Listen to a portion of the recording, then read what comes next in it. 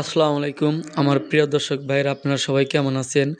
আজকে আমাদের মেরিট ব্রিগেডের স্কুলে সকল ছাত্রছাত্রীদেরকে দল নির্ণয় করার জন্য তাদের মাপা হচ্ছে। কারণ ২০২৬ সালের বার্ষিক ক্রীড়া প্রতিযোগিতা অনুষ্ঠান আমাদের স্কুলে অনুষ্ঠিত হবে।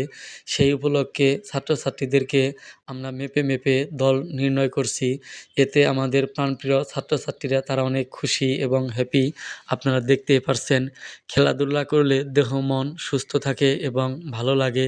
প্রতিটি ছাত্রছাত্রী আজকে অনেক উৎফুল্ল এবং তাদের প্রাণবন্ত উজ্জ্বল লাগছে।